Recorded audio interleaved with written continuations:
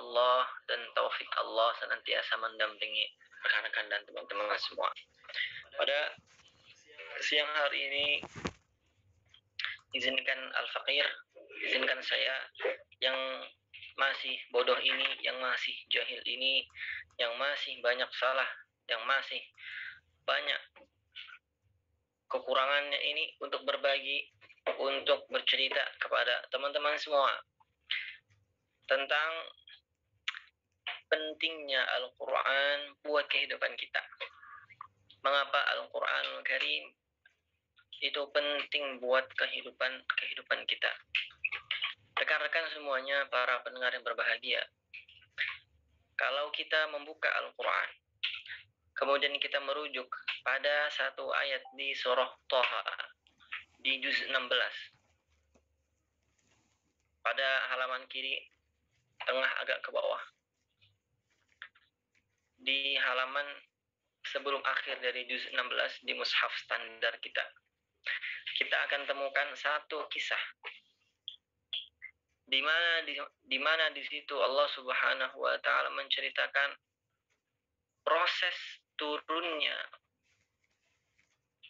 ayah kita, proses turunnya ibunda kita, yaitu Nabiullah Adam alaihissalam dan ibunda Siti Hawa, dari surga ke dunia, di mana Nabi Adam berhasil ditipu oleh iblis, berhasil kena tipuan, berhasil diganggu, berhasil dibisiki oleh iblis untuk mendekati pohon, untuk mendekati pohon yang sudah diperintahkan oleh Allah untuk dijauhi. Ya. Kata Allah, "Fala taqraba hadhihi asy-syajarata fatakuna minal zalimin." Kata Allah Subhanahu wa taala, saat Allah menciptakan surga buat Nabiullah Adam dan Siti Hawa, Allah perintahkan, terserah mau makan apa aja, terserah mau minum apa aja, terserah apapun yang kau inginkan wahai Adam dan Siti Hawa, engkau akan dapatkan di surga ini.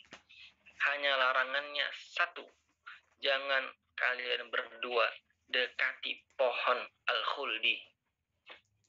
Ya. Namun iblis yang sudah bersumpah, yang sombong, yang dengki, yang hasad, yang iri, dia bersumpah atas nama Tuhan agar menggoda dan membuat manusia tergelincir. Dan dia berhasil dengan menggoda Nabi Adam untuk dibisikkan bahwa tidaklah Tuhan memerintahkanmu hai Adam untuk menjauhi pohon ini, karena jika kamu makan buah yang ada di pohon itu, kamu akan abadi. Maka Nabi Adam makan, dan kita semua tahu semua akhir ceritanya. Nabi Adam seketika itu juga dibuat telanjang oleh Allah, lalu kemudian diturunkan ke atas muka bumi ini. Kita baca firman-Nya di surah Thaha juz 16. Qala ihbita minha jami'a, turunlah kalian berdua, Adam dan Hawa, dari surga secara bersamaan. Fa imma ya'tiyannakum minni huda, turunlah kalian semua berdua dalam kondisi saling bermusuhan, jami'an. Qala ihbita minha jami'an, ba'dukum li ba'din adu. Kelak kalian, keturunan kalian akan saling bermusuhan, akan saling bersaing, akan saling mengalahkan. Fa imma ya'tiyannakum minni huda, maka jika datang kepada kalian petunjuk dariku, famanittaba'a hudaya, maka barang siapa yang mengikuti petunjuk dariku, fala yadhillu wala yashqa, dia tidak akan tersesat di dunia dan dia tidak akan sengsara di akhirat. Ini janji dari Allah Subhanahu wa taala. Sejak pertama kali hidayah ini turun ke atas muka bumi ini, Dan hidayah yang hari ini kita kenal semuanya terkumpul pada satu kitab, yaitu Al-Quranul Karim, kitab suci. Maka mengapa kita mesti menjadikan Al-Quran ini sebagai pedoman hidup? Karena itulah perintah dari Allah Subhanahu wa Ta'ala. Bukan sejak Nabi Muhammad sallallahu alaihi wasallam diutus, melainkan sejak pertama kali manusia menempati muka bumi ini. Sejak manusia pertama diturunkan, sudah ada perintah dan janji buat mereka yang menaati perintah itu. Apa perintahnya? Ikuti Al-Quran, ikuti hidayah, ikuti petunjuk Allah. Apa janjinya? Apa balasannya? Tidak akan tersesat, fala yadillu, dan tidak akan sengsara, fala yadillu wala yashqa. Sebaliknya, siapa yang tidak menaati perintah ini, tidak menjadikan Al-Quran sebagai hidayah, Allah bilang di ayat berikutnya, وَمَنْ أَعْرَضَ عَنْ ذِكْرِي, siapa yang berpaling dari Al-Quran, dari hidayah, dari peringatan ini, فَإِنَّ لَهُ مَعِيشَةً ضَنْكًا, maka dia akan temukan kehidupannya itu penuh dengan kesulitan, penuh dengan kesempitan, penuh dengan kehimpitan, penuh dengan kepayahan, penuh dengan kesengsaraan. Wa nahsyuruhu yaumal qiyamati a'ma, dan akan kami kumpulkan kelak mereka, orang-orang ini, menjadikan yang berpaling dari Al-Quran, yang tidak ingin menjadikan Al-Quran sebagai petunjuk hidup, yang tidak mempercayai Al-Quran sebagai petunjuk hidup. Nah, kami kumpulkan kelak hari kiamat, kami bangkitkan mereka dalam keadaan buta. Qala rabbi lima hasyartani a'ma wa qad kuntu basira. Mereka akan protes, ya Tuhan, mengapa engkau kumpulkan kami dalam keadaan buta, padahal dahulu di dunia kami ini bisa melihat, kami ini punya mata, kami ini sehat, kami tidak buta. Wa qad kuntu basira. Apa jawaban Allah? Qala kadzalika atatka ayatuna fanasitaha wa kadzalika al-yawma tunsa. Demikianlah dahulu di dunia datang kepada kalian Al-Quran, turun kepada kalian Al-Quran, turun kepada kalian kitabullah, ayat-ayat Allah,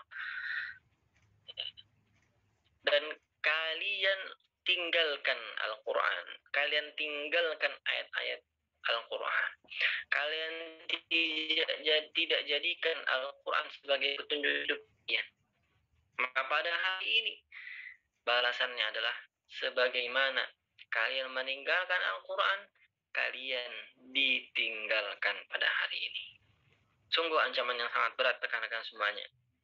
Sungguh tidak ada yang bisa tahan, tidak ada yang bisa kuat menahan dahsyatnya posisi, dahsyatnya mauqif, dahsyatnya azab api neraka.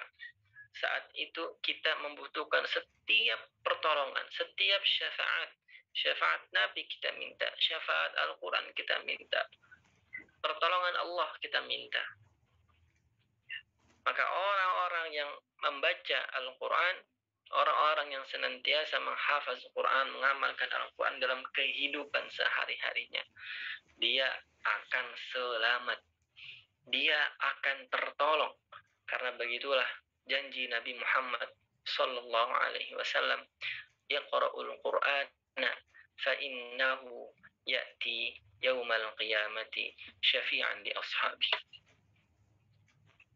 Bacalah Al-Quran, hafazkanlah Al-Quran, amalkanlah Al-Quran dalam kehidupan sehari-hari kalian. Ya. Kenapa? Karena Al-Quran kelak di hari kiamat akan datang kepada kalian sebagai syafi', sebagai penolong. Ya, rekan-rekan semuanya, teman-teman para penghafaz Quran, poin yang berikutnya yang ingin Al-Fakir sampaikan buat memperingatkan al-faqih diri saya sendiri dan juga teman-teman semua para pendengar hati-hati dimanapun berada adalah tentang fungsi daripada Al-Quran. Al-Quran tidak hanya memberikan janji omong kosong belaka.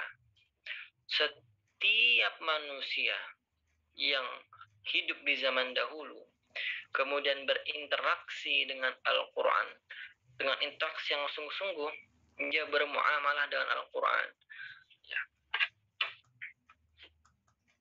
Dia bermuamalah dengan Al-Quran dengan sebenar-benarnya pengamalan. Mereka menemukan Al-Quran sebagai teman terbaik. Alhamdulillah.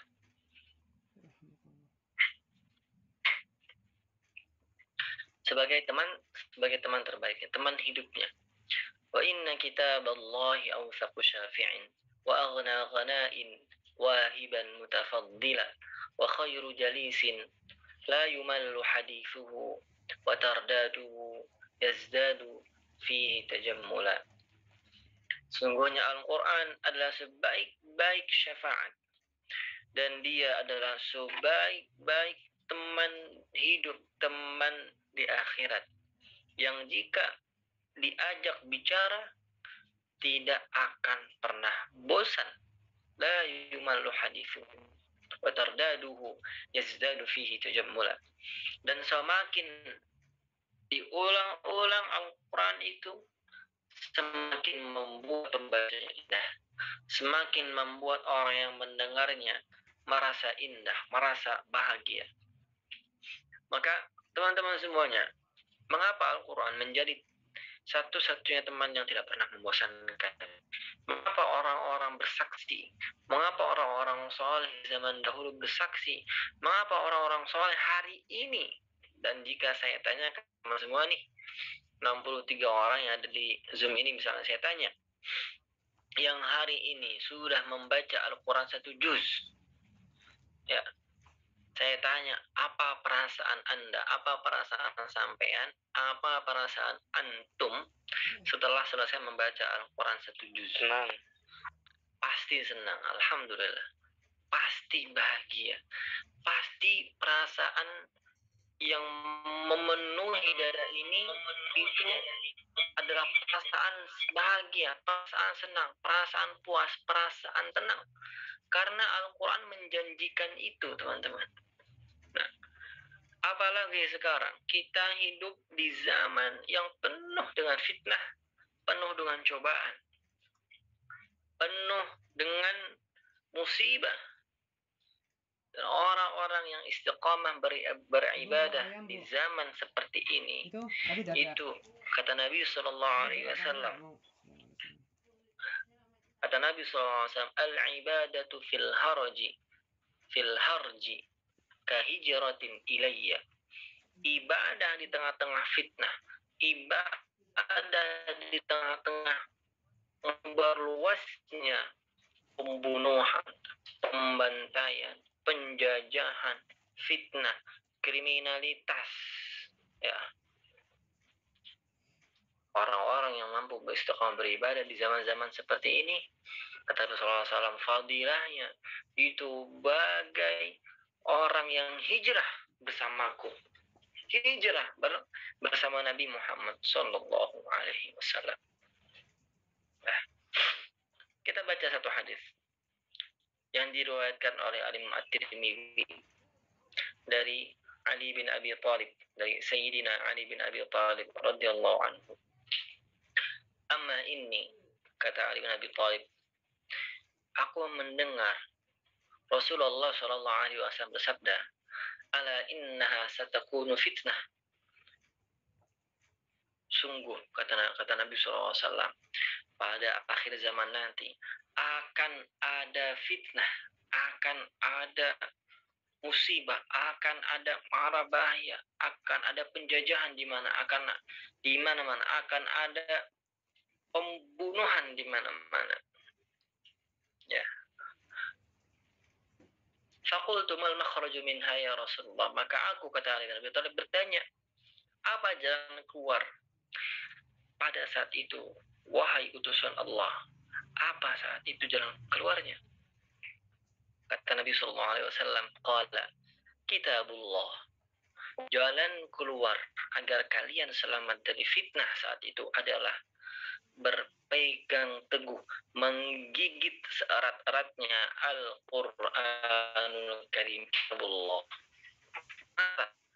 Fihi naba man kana qablakum. Sebenarnya ada berita tentang orang-orang yang hidup di masa lampau. Ada cerita tentang orang-orang yang berhasil keluar dari cobaan dan fitnah.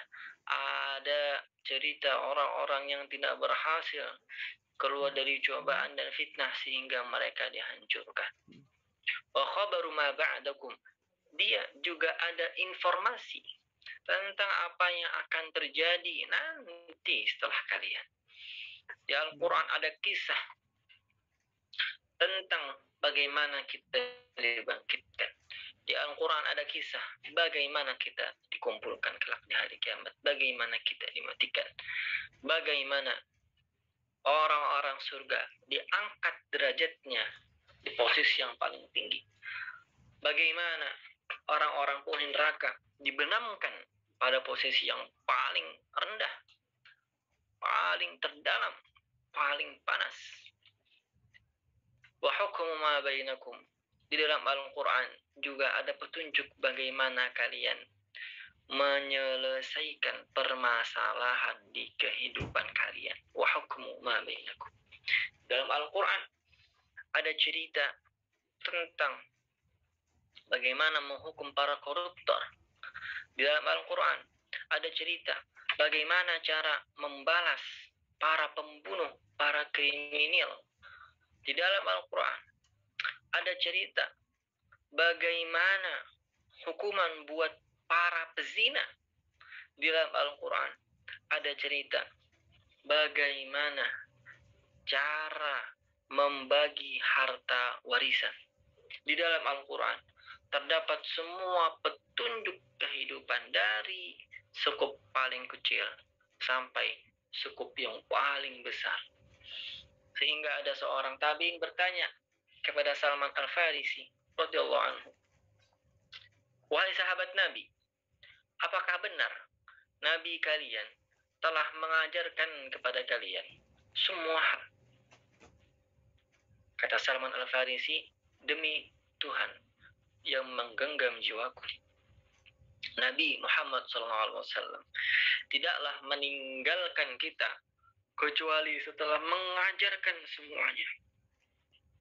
Mengajarkan bagaimana cara berdagang, mengajarkan bagaimana cara bermuamalah dengan tetangga, mengajarkan bagaimana cara bermuamalah dengan orang yang lebih tua, menghormati mereka, mengajarkan bagaimana cara menyayangi orang yang lebih muda dengan mengasihi mereka, mengajarkan bagaimana kami duduk beribadah, bagaimana kami ketika berdiri dan beribadah.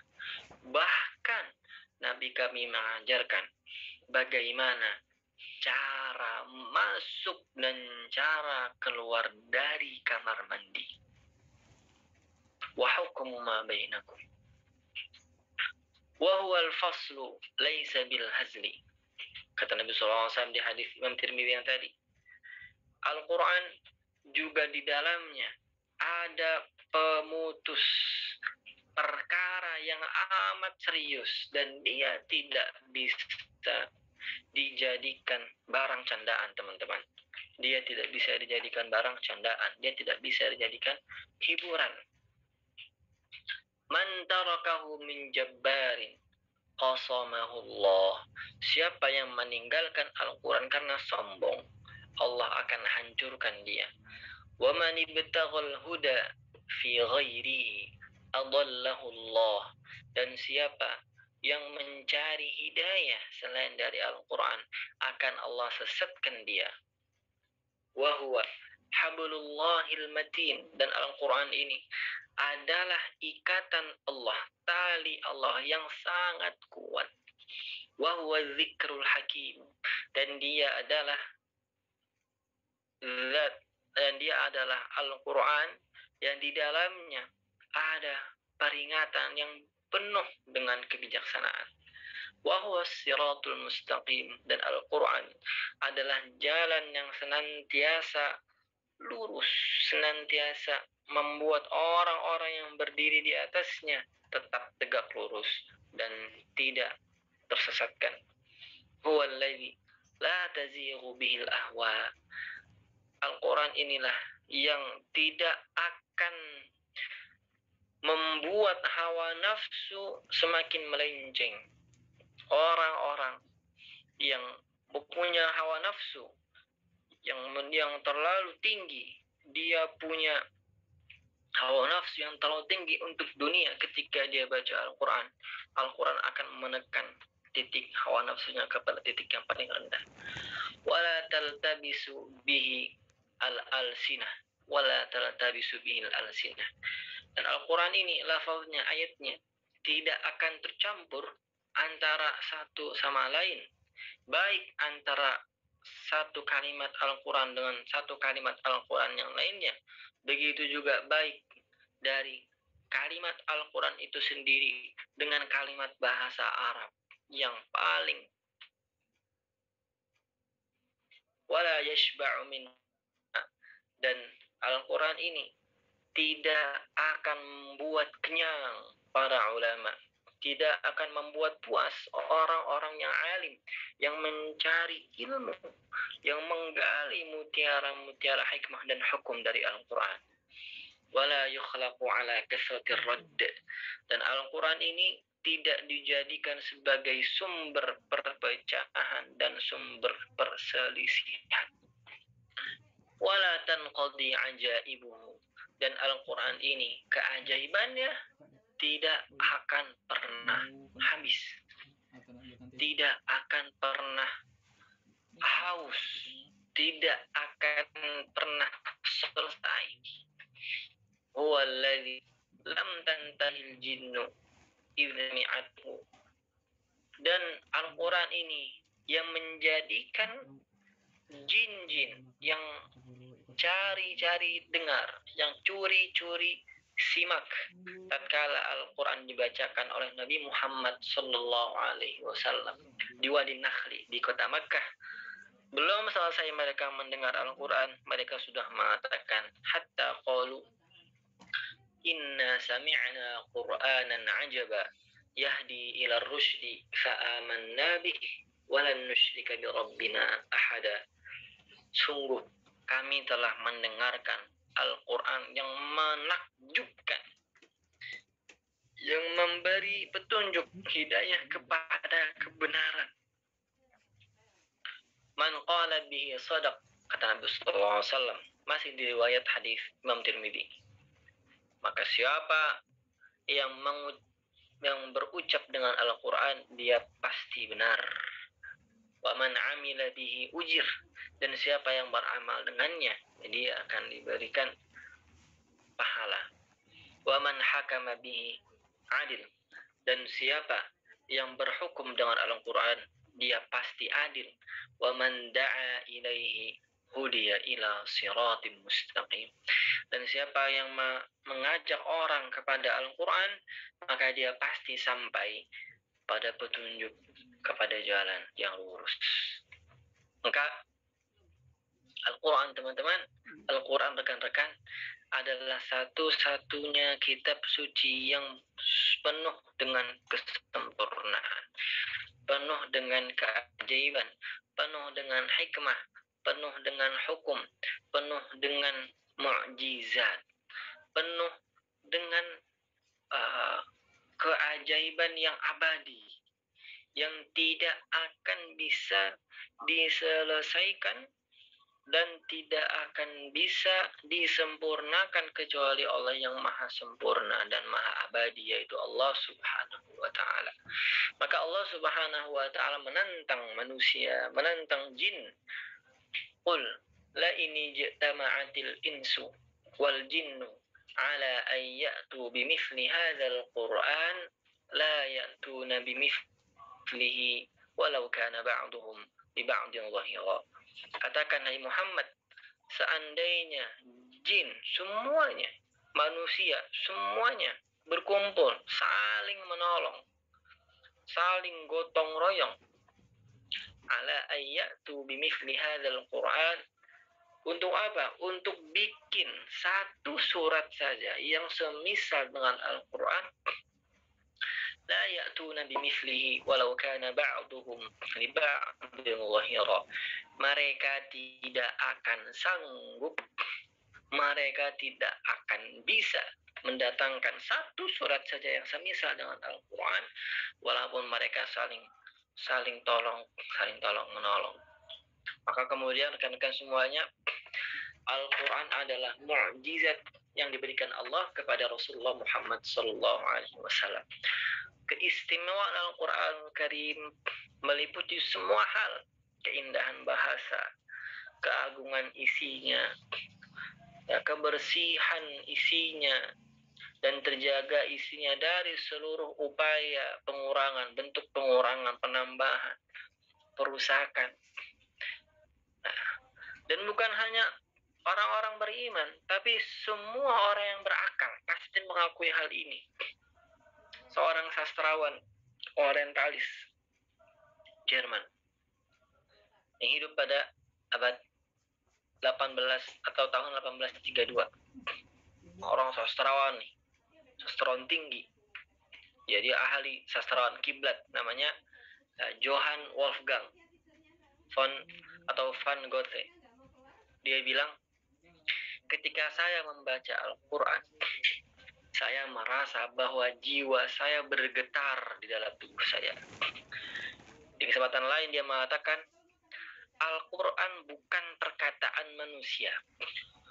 Jika kita menyangkal bahwa itu dari Tuhan, maka berarti kita menganggap Muhammad sebagai Tuhan.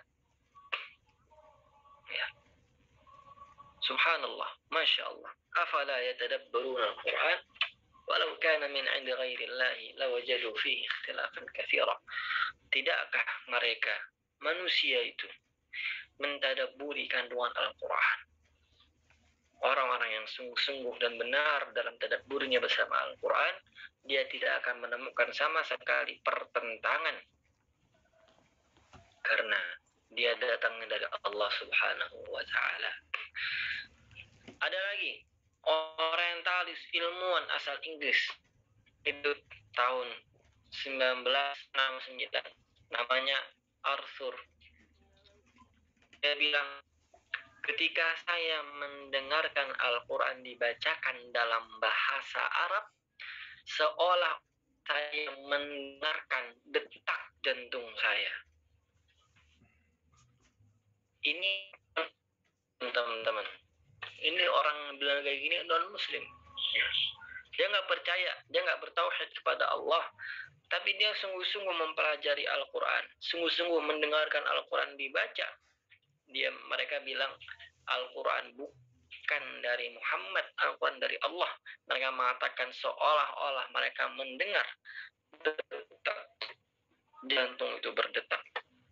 Karena Al-Quran, kata Allah Subhanahu wa Ta'ala, nazala bihi ruhul amin ala qalbika litakuna minal mundirin.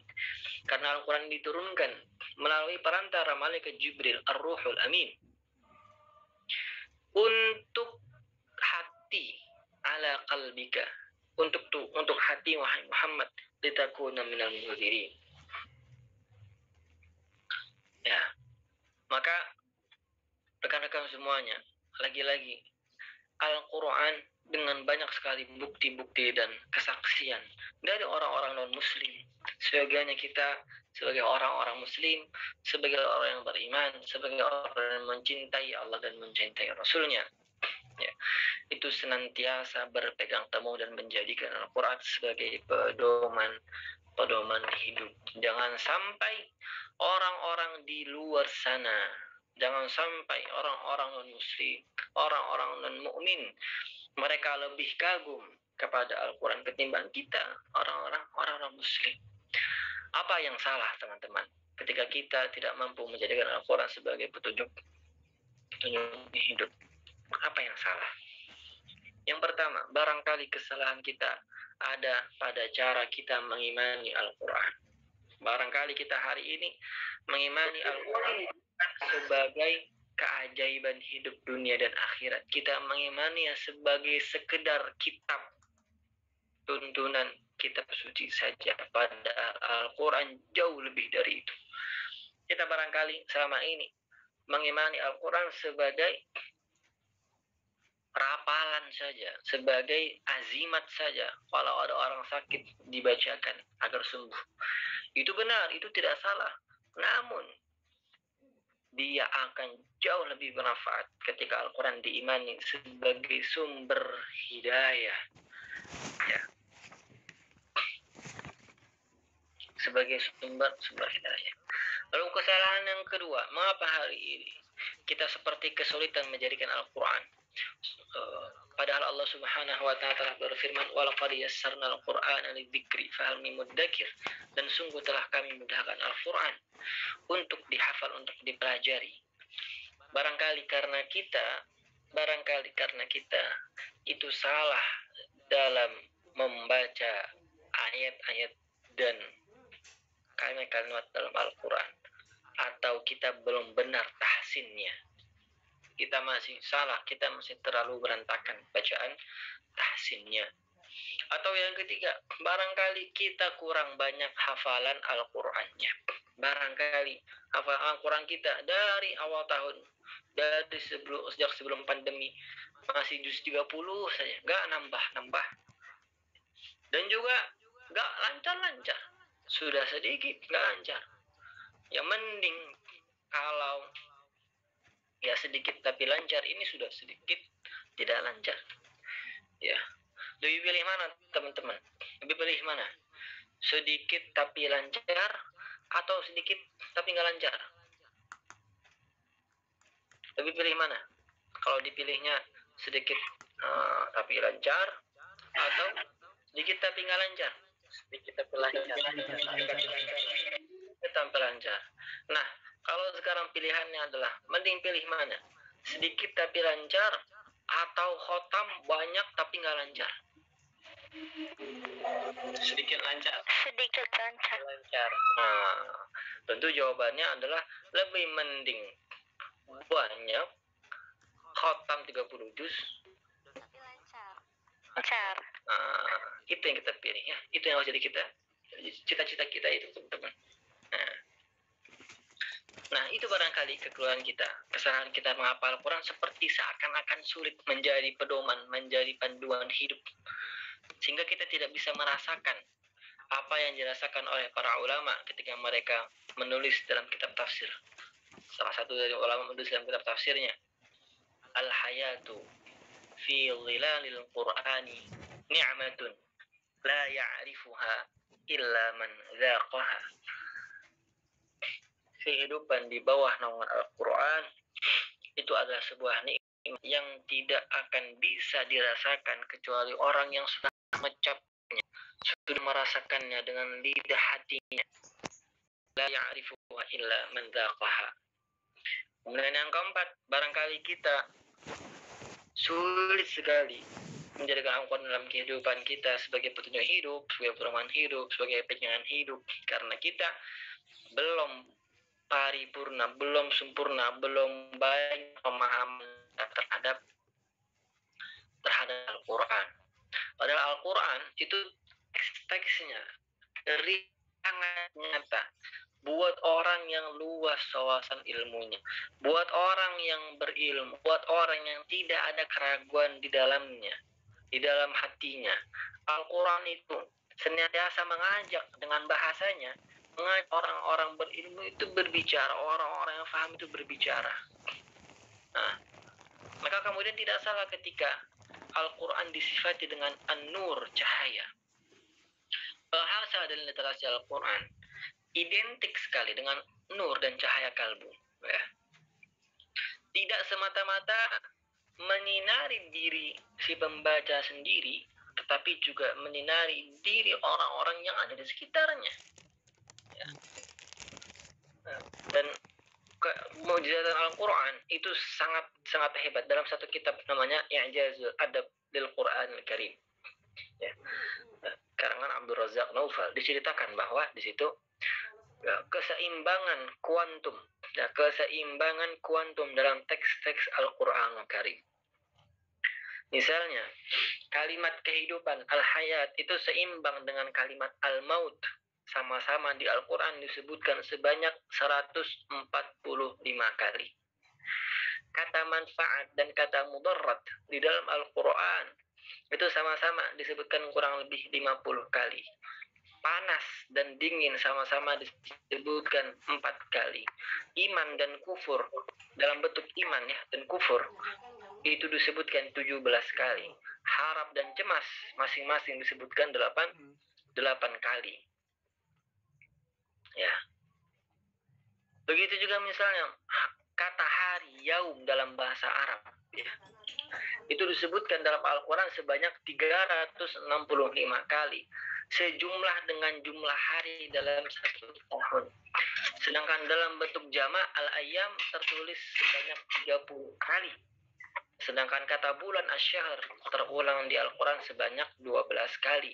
30 kali. Itu sebanding dengan jumlah hari dalam satu bulan. 12 kali sebanding dengan jumlah bulan dalam waktu satu tahun. Maka ini keajaiban Al-Quran. Kemu'jizatan Al-Quran, keseimbangan kuantum dan angka dalam Al-Quran. Kita selama ini kesulitan menjadikan Al-Quran sebagai petunjuk dan pedoman hidup karena kita masih kesusahan untuk memahaminya. Lalu yang kelima, barangkali karena kita kesulitan, karena kita salah dalam mengamalkan Al-Quran. Kita mengamal Al-Quran, ayat-ayat yang mau kita inginkan saja, sedangkan ayat-ayat yang lain kita tinggalkan. Ini adalah cara yang paling fatal, cara yang paling keliru. Al-Quran kita ambil untuk mengikuti kita, itu cara yang keliru. Yang benar adalah Al-Quran kita ambil agar hati kita yang mengikuti Al-Quran, bukan Al-Quran yang mengikuti hawa nafsu kita. Maka teman-teman semua, rekan-rekan, saya pada siang hari ini mengajak teman-teman semua untuk sama-sama memperbaiki lagi hubungan kita dengan Al-Quran agar Al-Quran benar-benar menjadi pedoman dalam hidup. Al-Quran for life sesungguhnya. Kita imani dengan sebenar-benarnya iman. Kita tilawahi dengan sebenar-benarnya bacaan. Kita hafalkan dengan sebaik-baiknya kualitas hafalan. Kita fahamkan, kita fahami Al-Quran dengan seluas-luasnya pemahaman, sedalam-dalamnya pemahaman, dan kita amalkan Al-Quran dengan separi-paripurnanya, sesempurna-sempurnanya pengamalan Al-Quran. Semoga Allah Subhanahu wa Ta'ala menjadikan kita orang-orang yang mendengarkan nasihat, mendapatkan ilmu dan mengikuti apa yang terbaik daripada nasihat-nasihat. Alladzina yastami'una al-qawla fayattabi'una ahsanah.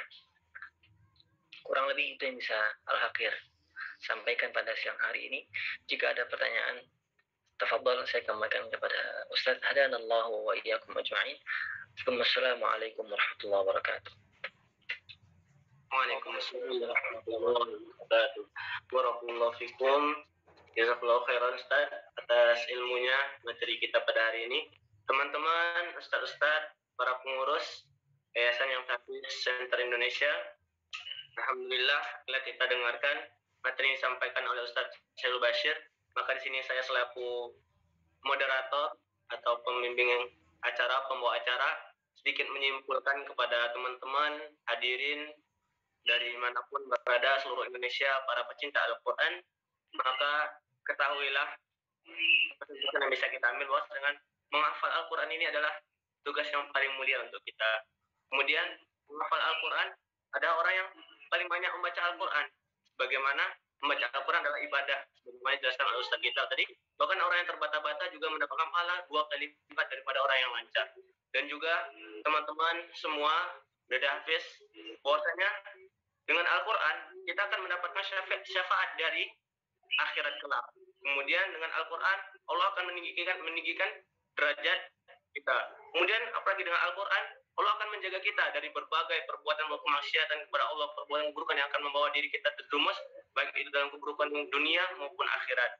Kemudian dengan Al-Quran kita akan dijauhkan dari siksa akhirat. Kemudian dengan Al-Quran kita akan menjadi hamba terbaik di antara sebanyak umat. Kemudian kita lihat teman-teman sedikit lagi bahwasanya Al-Quran juga akan membawa ketenangan sebagaimana saya kita sebutkan tadi, dan saya ingat perkataan Imam Ibnu Qayyim bahwasanya Al-Quran itu membawa ketenangan. Sebaliknya, berbanding dengan musik, dia akan membawa rasa kegelisahan dan rasa ketidaktenangan. Nah, itulah makanya Al-Quran tidak bisa berbanding dengan atau bersanding dengan musik. Terakhir, juga Al-Quran dari kiamat bukan hanya membawa pertolongan bagi dia yang membaca atau menghafal, tapi dia akan membawa orang-orang lingkungannya, keluarganya, dan ketahuilah para sahabat Quran semua, dia juga akan menolong keluarga terdekatnya, akan memberikan syafaat yang Allah izinkan kepadanya untuk memanggil keluarganya yang berada di neraka. Dan terakhir, para berafis, ketahuilah bahwasanya kata Allah, barang siapa yang menghafalkan Al-Quran, maka Allah akan mudahkan dia, Allah akan tolong dia untuk dimudahkan dalam menghafalnya. Semoga apa yang kita bisa ambil ini, benar-benar kita yakini janji-janji Allah ini adalah nyata dan benar adanya, dan ini telah dilaksanakan, diimani dan diamalkan oleh generasi salafus soleh.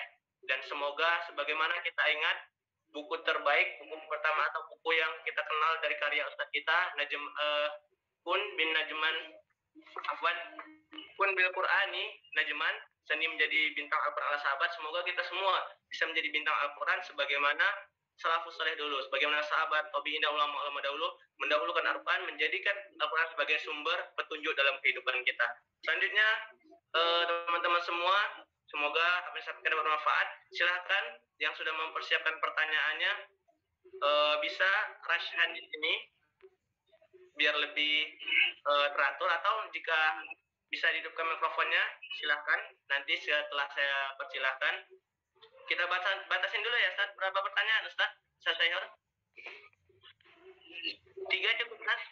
Sesuai waktunya saja, Ustaz. Baik, kita batasi dulu 3 pertanyaannya, teman-teman semua. Silakan yang sudah mempersiapkan pertanyaannya. Yang pertama, saya persilakan dulu. Silakan yang mau bicara dari YTC. Dari siapa ini? Boleh, Ustaz. Dari YTC Tangerang dulu, yang akhwat.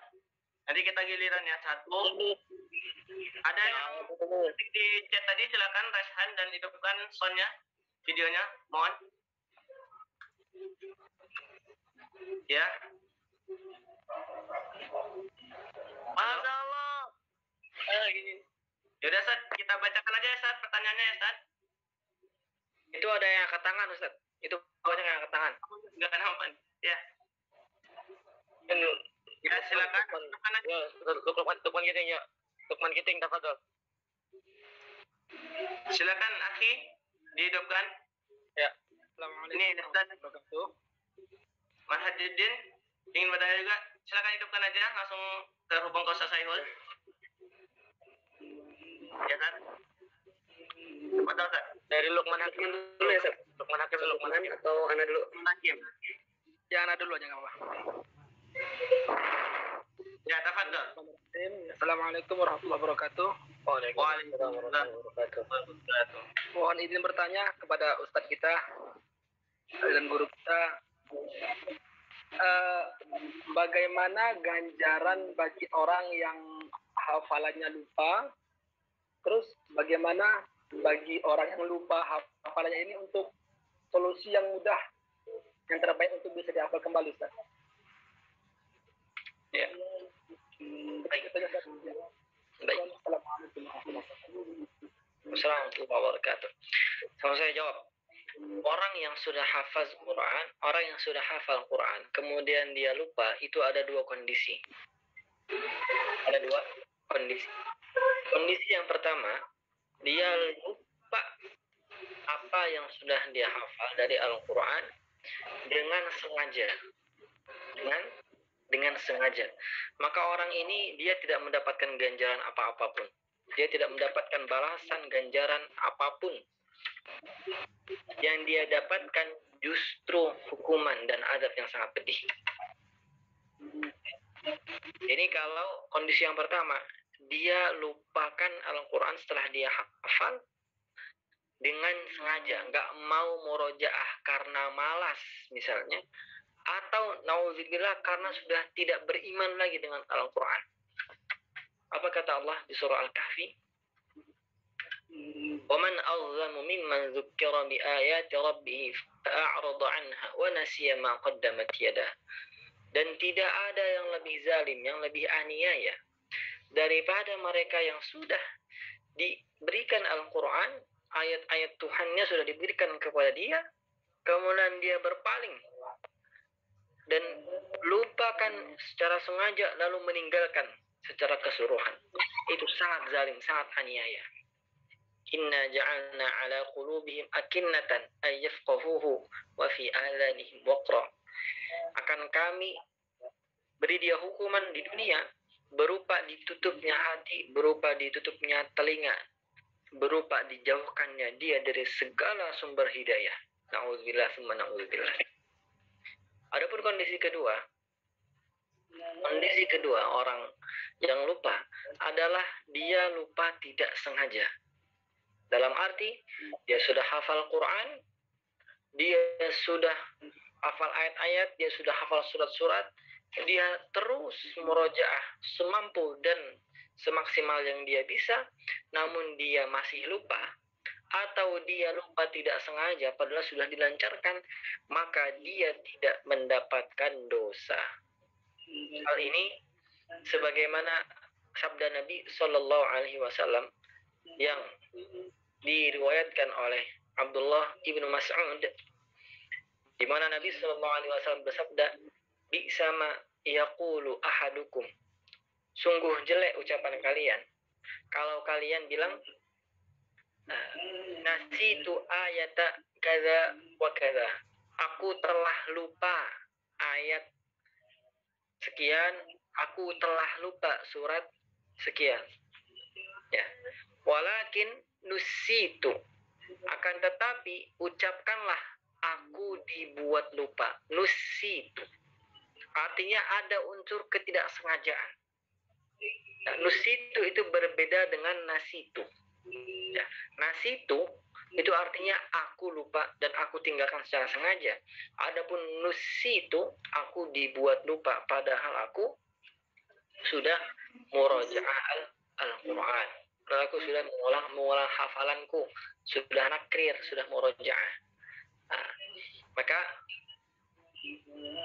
solusi buat orang yang sudah hafal Quran, sudah banyak hafalannya, kalau dia lupa kemudian dia ingat lagi, nggak ada jalan lain, nggak ada jalan pintas, nggak ada shortcut, tidak ada jalan tol Allah selain murojaah. Allah karim, nggak ada jalan lain, nggak ada jalan tol. Suatu hari ada yang nanya ke saya, Ustaz, gimana cara ngelancarin Al-Quran dengan mudah selain murojaah? Ya Allah, mohon maaf, Al-Quran ini bukan bacaannya dukun. Ya. Anda datang ke dukun sekalipun, Anda datang ke penyihir sekalipun, Bah dukun, Bah Yai, tolong buat saya lancar hafalan saya 30 juz. Dia nggak akan sanggup buat demikian, nggak akan bisa. Mau coba silahkan datang ke Mbah Dukun, silahkan datang ke penyihir. Kenapa? Karena Allah Subhanahu wa Ta'ala bilang, wa ma huwa biqauli syair qalilan ma tu'minun wa ma huwa biqauli kahin. Karena Al-Quran itu bukan buatan penyair, karena Al-Quran itu bukan buatan dukun. Allah, nggak ada jalan pintas, nggak ada shortcut. Ustaz, saya udah hafal 30 juz, Ustaz. Beneran deh. Kapan? 5 tahun yang lalu. Ya Allah. 5 tahun yang lalu kemana aja? Ya, saya disibukkan dengan dunia, Ustaz. Saya disibukkan dengan jodoh, Ustaz. Saya disibukkan dengan pekerjaan. Gimana?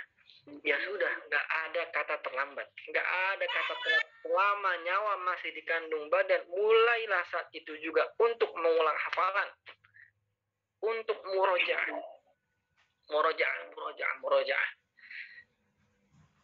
Seorang syekh, seorang ulama, Imam Masjidil Haram, namanya Syekh Yasir Ad-Dawsari.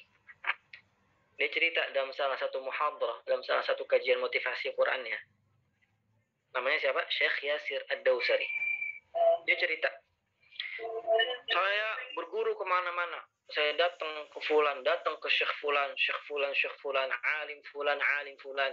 Dia datang semuanya. Dia mengembara ke semua madrasah untuk cari tahu apa sebenarnya obat yang paling mujarab untuk melancarkan hafalan. Ternyata semuanya tuh kembali ke satu. Murojaah. Ta'ahadu hadzal Qur'an. Fawalladhi nafsu Muhammadin biyadihi lahuwa asyaddu tafassiyan minal ibili fi uquniha. Pegang teguh nih Al-Quran. Ta'ahud itu artinya berjanji. Anda menikah, ada mitsaqun ghalidha, itu namanya ta'ahud. Berjanji sehidup semati, nggak pernah ninggalin. Ya. Untuk pulang terus, untuk dibersamai terus. Al-Quran ini jauh lebih cepat kaburnya daripada onta yang dilepas dari kekangannya. Kalau sudah jauh, sudah lepas itu onta, itu susah baliknya lagi. Al-Quran itu begitu. Ya, kita ini adalah generasi yang mudah menghafal, namun juga mudah apa? Mudah lupa. Ya. Udah gitu, udah mudah hafal, mudah lupa, susah ngamalin. Kalau zaman sahabat Nabi, ala sahabat yang saya tulis di buku saya ini ya, ala sahabat Nabi, mereka itu ngafalnya susah. Ngafalnya itu susah. Satu hari itu teman-teman semua ini yang Tahfidz Center ini itu jauh lebih keren daripada para sahabat, serius. Kalau masalah sehari jumlah hafalannya ya, serius. Allah kan. Mereka itu sehari cuma 5 ayat doang. Itu juga besoknya belum tentu nambah, besoknya lagi belum tentu nambah.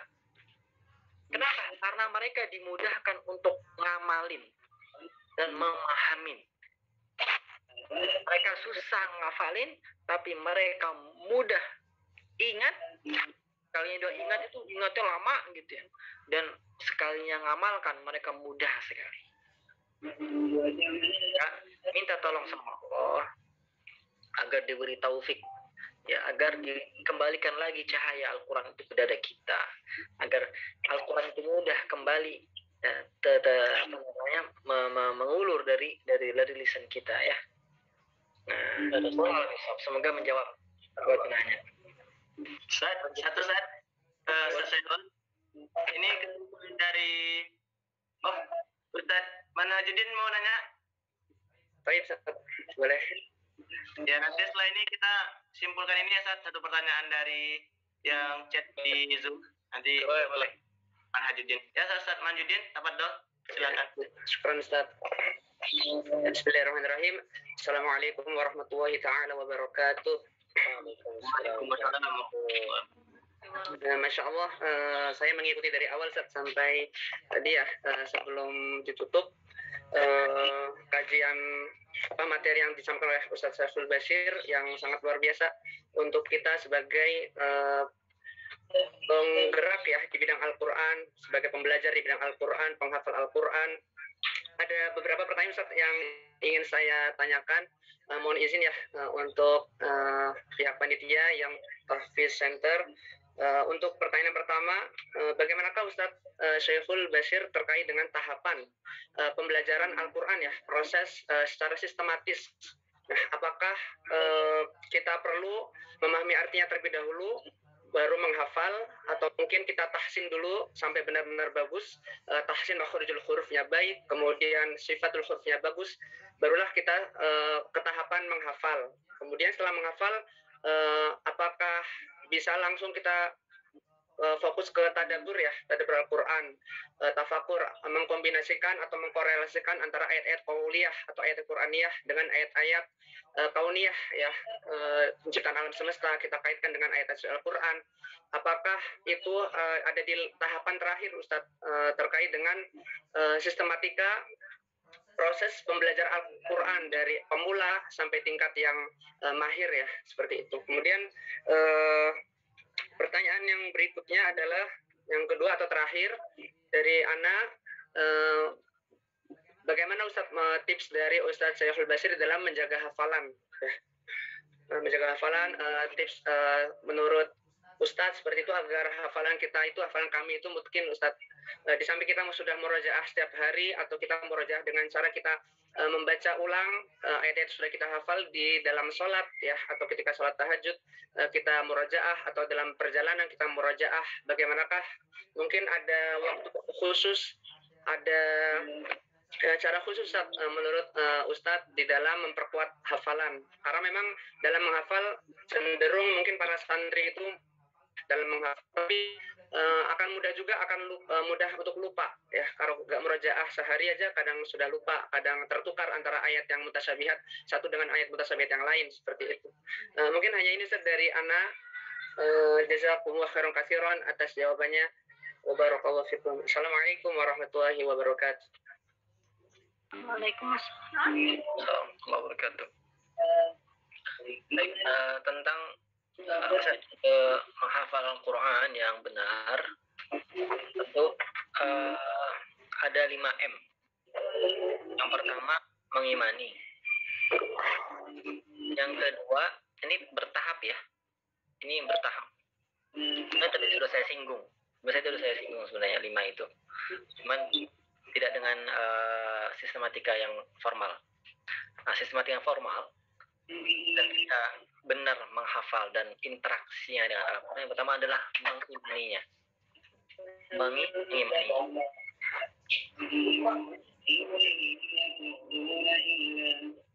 Ini ada yang lagi ngaji ya, Masya Allah. Enak kalau ada yang lagi ngaji, ini kita potong ngajinya ya. Ya, Afwan, peserta yang mungkin lupa matiin soundnya, tolong dimatiin dulu ya, biar kita bisa fokus ke sumber kita. Ya, lanjut nanti bunyi ya.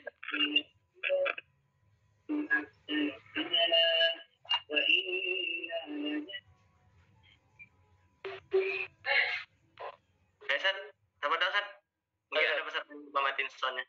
Baik. Nah, ya. Yang pertama adalah mengimani. Yang kedua adalah membaca atau tahsin atau tilawah. Yang ketiga, step yang ketiga adalah menghafalnya. Yang keempat, memahami isinya dengan cara membaca terjemahannya, dengan cara mempelajari tafsirnya, dengan cara mendengarkan kajian-kajian tadabburnya. Lalu yang kelima, mengamalkan isi yang sudah kita pahami, yang sudah kita hafalkan, dan sudah kita baca. Mengamalkan. Lalu yang keenam, kok 5 jadi 6, nggak apa-apa. Biar nggak cuma rukun Islam, tapi juga rukun iman. Yang keenam adalah mengajarkan dan menyebarluaskannya. Ya. Nah, 5 ini standar. Ya, standar banget. Kalau sudah bisa dilakukan semuanya, maka tidak perlu menunggu sempurna untuk salah satunya terlebih dahulu. Maksudnya gimana? Maksudnya gini, kita sudah beriman. Iman kita udah benar belum sih sama Al-Quran? Gimana cara tahu iman kita udah benar sama Al-Quran? Cara yang paling mudah adalah, kita ini imannya udah benar belum sama Al-Quran. Kita kalau lagi ada masalah, itu larinya ke Al-Quran apa ke Google? Kalau larinya ke Al-Quran, berarti iman kita udah benar. Allah. Tapi kalau kok larinya ke Google, larinya kok ke akun-akun influencer. Tahu apa influencer? Influencer ya. Kalau bahasa Belandanya influencer. Bahasa Sundanya influencer. Ya, influencer. Kalau kita punya masalah larinya ke influencer, berarti iman kita sama Al-Quran belum sempurna. Tapi nggak apa-apa. Bukan berarti kemudian kita nggak boleh membacanya. Nggak boleh mempelajari, memperbaiki tahsin, makhraj, sifat, hukum-hukum tajwid. Mempelajari wakaf ibtida. Bukan berarti iman kita belum sempurna, kemudian kita tidak boleh mempelajari tahsin. Nah, begitu juga ketika tahsin. Perbaiki, kokohkan dulu tahsin kita agar bersih dari kesalahan-kesalahan mayor. Apa itu kesalahan-kesalahan mayor? Kesalahan-kesalahan mayor adalah dalam bahasa kerennya lahan jali, lahnun jali. Apa itu lahnun jali? Lahnun jali adalah kesalahan pada bacaan yang mengubah bacaan dan mengubah bentuk kata yang otomatis mengubah makna. Contoh, siratal ladzina an'amta, fathah. Lahan jali kalau kita baca siratal ladzina an'amtu atau siratal ladzina an'amti, nauzubillah, itu merubah makna jauh sekali. Nggak boleh. Nah, kita bersihkan bacaan kita dari kayak gini-gini dulu, kesalahan kayak gini. Begitu juga alhamdu dengan ha, bukan dengan ha. Ha yang keluar dari tengah-tengah, bukan ha yang keluar dari bagian paling bawah. Alhamdu, bukan alhamdu. Nah, kalau sudah bersih seperti ini, maka tidak perlu menunggu sempurna dulu. Wah, hamusnya belum mantap nih. Wah, sifat jaharnya belum mantap. Wah, sifat rokhawnya belum mantap. Wah, ini kurang tafkhim nih, kurang tafkhim. Ini roknya masih ada getarnya, masih ada takrir. Wah, ini kayaknya bacaan antum masih banyak cengkok ya kan? Nggak boleh ngafal. Nggak gitu juga. Ya. Itu namanya lahan khafi. Lahan khafi. Kesalahan-kesalahan yang minor, yang tipis-tipis saja. Nah, kita nggak perlu nunggu untuk sempurna bersih dari lahan khafi baru boleh ngafal, enggak. Boleh ngafal kalau sudah bersih dari lahan jali. Ya, misalnya dia hafal Al-Fatihah, dia hafal juz amma, dia hafal juz tabarak, ya kan? Nah, ketika sudah masuk ke hafalan, dia menghafal sebagian juz, menghafal sebagian surat, menghafal sebagian ayat, maka dia juga tidak perlu menunggu. Ya, dia harus hafal dulu 30 juz, dia harus hafal dulu lancar 30 juz mungkin, bisa dibaca bolak-balik, baca maju mundur kayak Ustaz Adi Hidayat gitu ya. Masya Allah, nomor ayatnya, tahu letak nomor surat, tahu letak nomor hizb, tahu letak nomor rubu, tahu letak nomor ayat. Nggak perlu nunggu gitu untuk bisa mengamalkan Al-Quran. Oke, jadi amalkan Al-Quran. Sebanyak atau sedikit apapun yang kita hafal, amalkan itu. Ya, kita menghafal misalnya di juz amma, surat At-Takasur, alhaakumut takasur hatta zurtumul maqabir. Kita amalkan surat At-Takasur ini dengan belajar hidup sederhana. Dengan belajar hidup tidak berfoya-foya. Ya, kita amalkan semampu kita. Kita baca surat Al-Asr, kita hafalkan surat Al-Asr dengan cara yang benar. Wal 'asri innal insana lafi khusr. Maka kita amalkan dalam kehidupan sehari-hari dengan tidak wasting time, dengan tidak membuang-buang waktu. Kita hafalkan surah Al-Falaq, qul a'udzu birabbil falaq min syarri ma khalaq. Kita amalkan itu dengan cara membacanya sebelum tidur setiap malam. Gitu. Jadi kita nggak perlu nunggu lancar dulu hafal 30 juz, menang dulu MTQ di tingkat ASEAN, di tingkat internasional, ya kan? Hafal 30 juz baru ngamalin, enggak. Semampu kita. Baru juga, kita juga nggak perlu nunggu untuk ngamalin sempurna 30 juz, 6.236 ayat, 114 surat, 60 hizib, kita hafalkan semuanya, kita amalkan dulu semuanya, baru kita ajarkan, enggak. Ya. Siapa yang bisa kayak begitu? Nggak ada hari ini. Ya, kalau nunggu paham dulu isinya, baru ngamalin, baru ngajarin, ya maka kita tidak akan ada nih namanya yang tahfidz center, nggak ada namanya rumah Quran, nggak ada namanya pondok pesantren. Karena hari ini nggak ada manusia yang sempurna pengamalan isi Al-Quran 100%. Maka itu step-stepnya. Oke. Nah, jadi namun kalau pertanyaannya secara spesifik, bagaimana? Kalau mau ngafalin, harus paham dulu nggak, Ustaz? Nah, ini kembali kepada kemampuan dan potensinya masing-masing. Kalau Anda tipikal orang yang nggak bisa ngafal kecuali paham dulu, maka lebih baik pahamin dulu. Baca terjemahannya setidaknya, baru ngafalin. Nah, kalau Anda tipikal orang yang bisa ngafalin apa aja, padahal nggak paham isinya, maka nggak perlu pahamin duluan. Kejar aja dulu target hafalannya. Lancarkan saja dulu selancar-lancarnya, baru pelan-pelan sambil memahamin. Dan saya metode yang kedua, saya orang yang tipikal yang kedua. Nah, sekarang yang berikutnya, tips triks di luar murojaah, di luar sholat tahajud, di luar mengulang hafalan di sholat tahajud, mengulang hafalan di sholat lima waktu menjadi imam.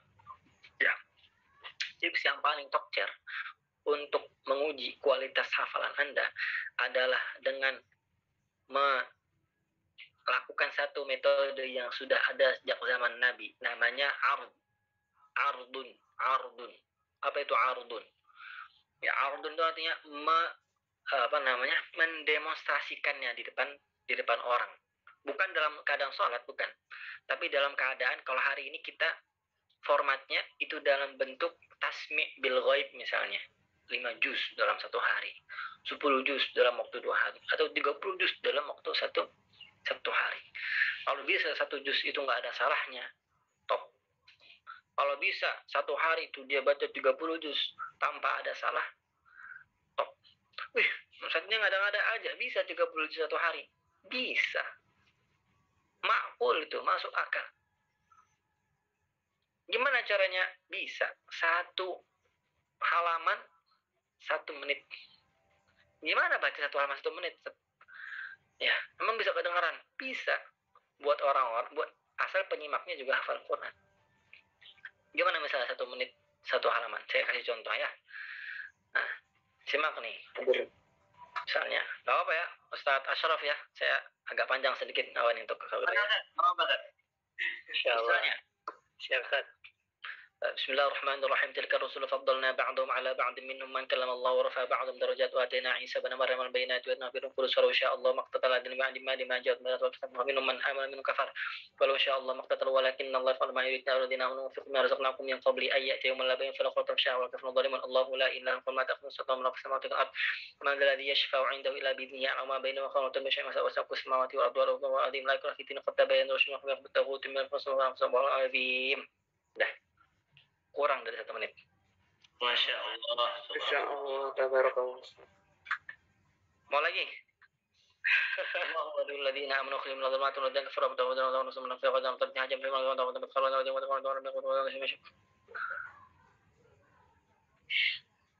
istri saja ketawa dengan saya ngaji ini. Ini ada istri saya di sampingnya. Masya Allah. Soalnya sehari-hari saya nggak pernah ngaji kayak begitu. Ngaji kayak begitu itu nggak boleh sering-sering. Ngaji kayak begitu harus bisa bener dulu ngaji tajwidnya dengan tartil, dengan tahqiq, dengan martabah yang paling tinggi, rutbah tahqiq.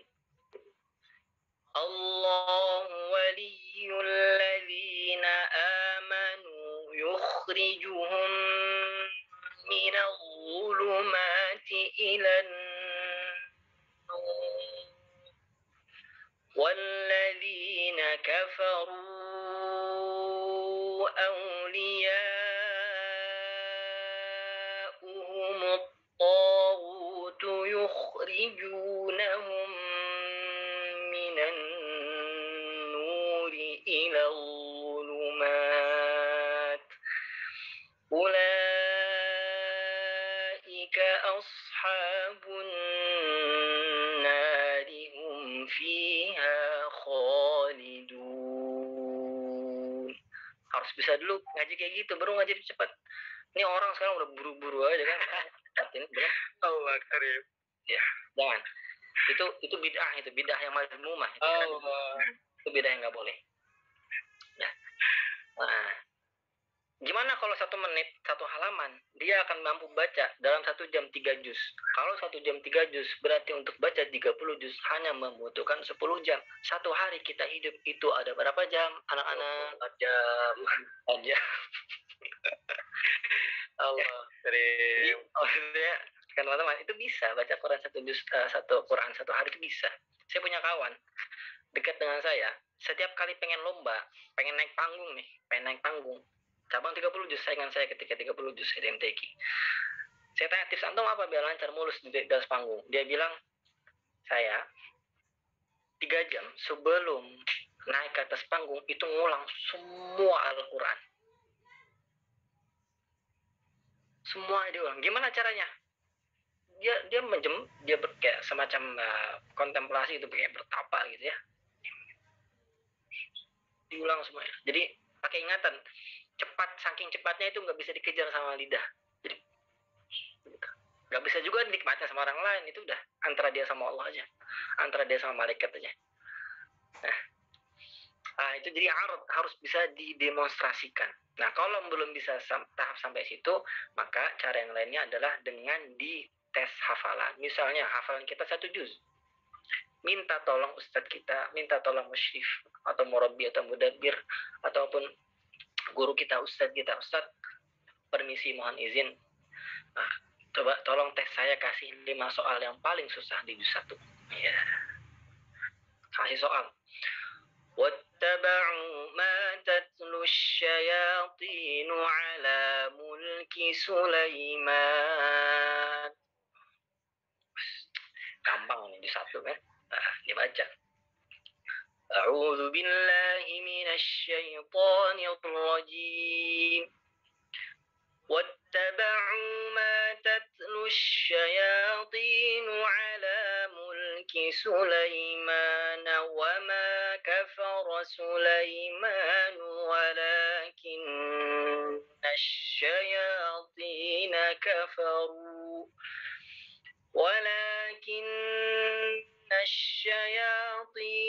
كفروا يعلمون الناس السحر وما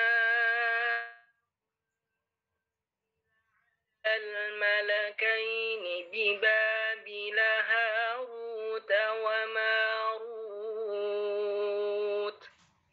وما يعلمان من أحد حتى يقولا إنما نحن فتنة فلا تكفر فيتعلمون منهما ما يفرقون به بين المرء وزوجه وما هم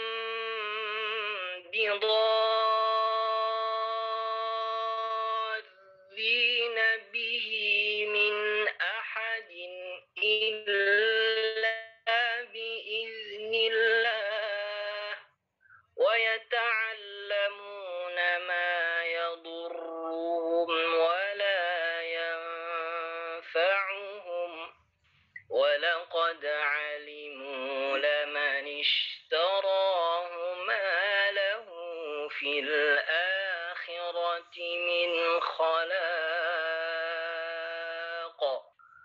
ولبئس ما شروا به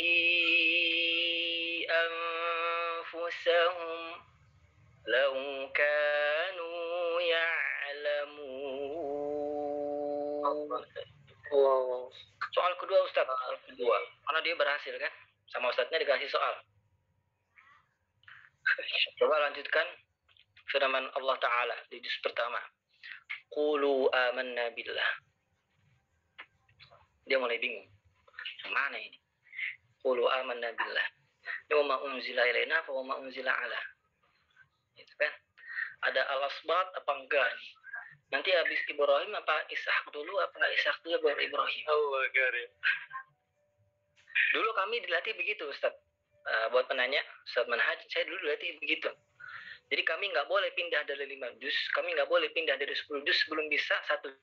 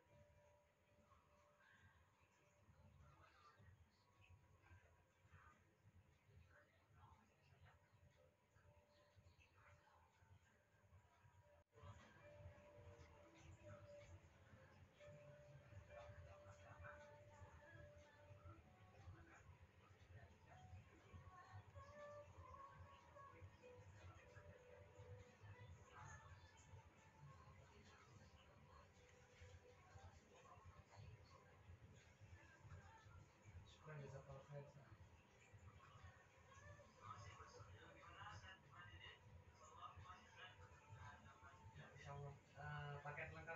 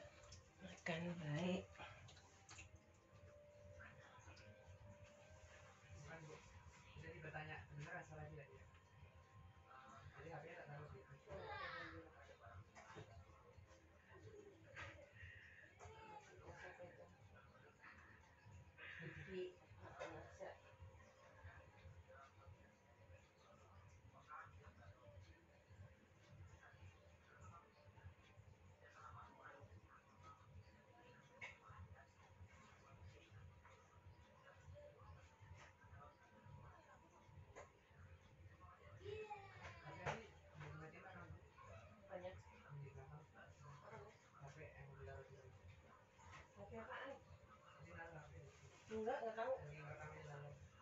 Enggak tahu.